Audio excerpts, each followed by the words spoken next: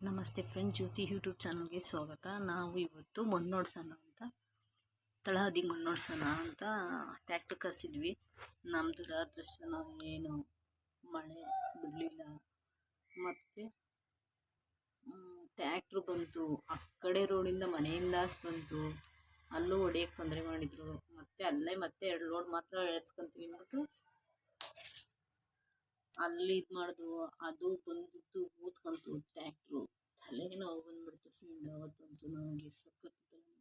ಮತ್ತು JCB ಬಂತು ತುಂಬಕ್ಕಿಂತ, ಆ JCBನೂ ಬಂದು ತಳಹದಿನೆಲ್ಲ ಮುರಿದಾಕಿ ಹೋಗ್ತು. ತುಂಬ ಬೇಜಾರು, ಮನಸ್ಸಲ್ಲಿರೋದೆಲ್ಲ ಹೇಳ್ಬೇಕು ಅಂತ ಅನಿಸುತ್ತೆ, ಏನೂ ಮಾತಾಡೋಕ್ಕಾಗಲ್ಲ. ಎಲ್ಲ ನಮ್ಮ ಹಣೆ ಬರ ಅಂತ ಸುಮ್ಮನೆ ಆಗಬೇಕು ಫ್ರೆಂಡ್. ಆಗಿದ್ದೆಲ್ಲ ನಮ್ಗೆ ಒಳ್ಳೇದಕ್ಕೆ ಅನ್ಕೊಬೇಕು, ಜೀವನ ನಡೆಸ್ತಾ ಇರಬೇಕು, ಇಷ್ಟೇ ಹಣೆ ಬರ.